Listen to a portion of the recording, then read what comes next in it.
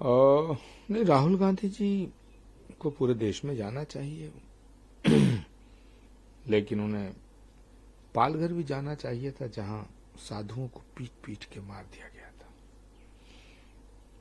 उन्हें राजस्थान भी जाना चाहिए था, जहां उनकी सरकार थी और कन्हैया लाल नाम के एक ट्रेलर को गला काट के मार दिया था। उन्हें दिल्ली के दंगों में जो मारे गए, अंकित तिवारी, प्रेम सिंह, इन लोगों के यहां भी जाना चाहिए था। उन्हें मोहनचंद शर्मा के यहां भी जाना चाहिए था, जो देश के लिए लड़ते हुए शहीद हुआ। उन्हें उस आईबी ऑफिसर के यहां भी जाना चाहिए था, जो दिल्ली के दंगों में बुरी तरह से मारा गया। जाना चाहिए, मगर भेदभाव नहीं करना चाहिए।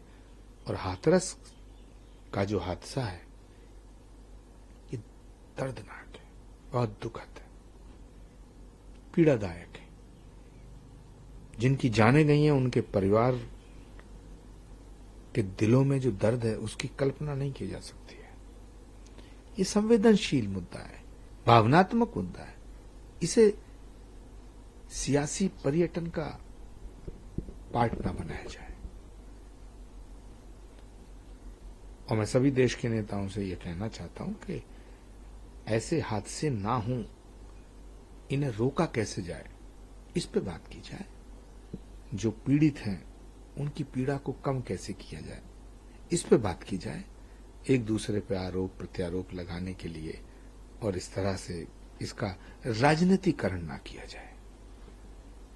कांग्रेस के कई नेता मुख्यमंत्री योगी आदित्यनाथ सीधा इस्तीफा मांग रहे थे, मुख्यमंत्री को इस्तीफा दे देना चाहिए। तो कांग्रेस के राज्य में जितने हादसे हुए हैं, जिन जिन मेलों में भगदड़ मची है, जिन जिन की सरकारों में इस तरह की घटनाएं हुई हैं, उनका क्या करेंगे?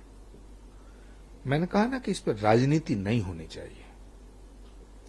इस वक्त सबसे ज्यादा ध्यान देना चाहिए कि जो लोग अपने नजदीकी लोगों को खो चुके हैं, उनका दर्द कैसे बांटें, उनकी मदद कैसे करें।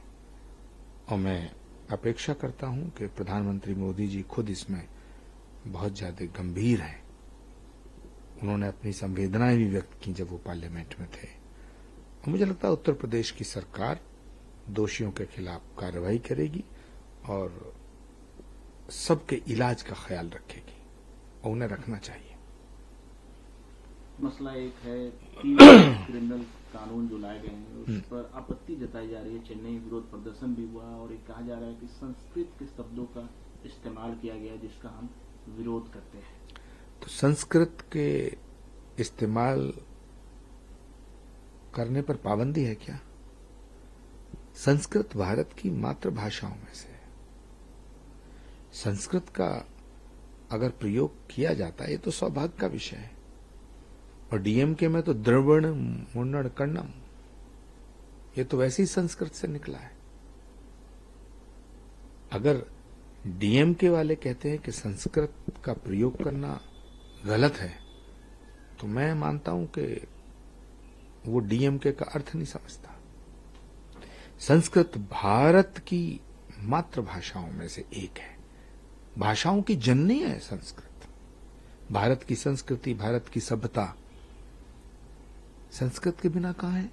सारे वेद, पुराण, रामायण, ग्रंथ, धर्म ग्रंथ।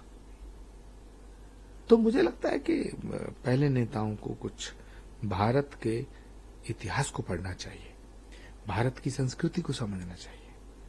और आजकल बड़ा अफसोस के साथ कहना पड़ रहा है कि ये डीएमके के जो नेता हैं, ये भी जब से राहुल गांधी जी की संगत मिली है इन्हें, तब से ऐसी ऊटपटांग बोलते रहते हैं, देश के खिलाफ, कभी संस्कृति के खिलाफ। अब संस्कृत के खिलाफ बोल रहे हैं।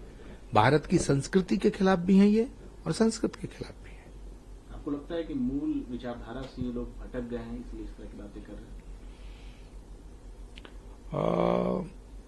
इनका जो मकसद है वो विदेशी हाथों में खेल करके भारत का विरोध करना है। इसीलिए सनातन को डेंगू मलेरिया बताते हैं, इसीलिए संस्कृत का विरोध करते हैं, इसीलिए संस्कृति का विरोध करते हैं। इसीलिए संस्कारों का विरोध करते हैं। देखा नहीं भारत की संसद में क्या हुआ? देश के प्रधानमंत्री को जब बोलने का मौका मिला तो किस तरह से गुंडे मवालियों की तरह चिल्ला रहे थे।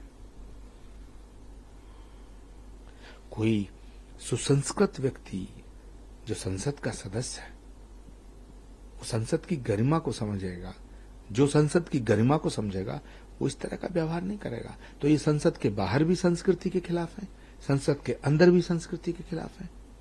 ये अराजकतावादी लोग हैं, ये भारत को अराजकता की तरफ ले जाना चाहते हैं।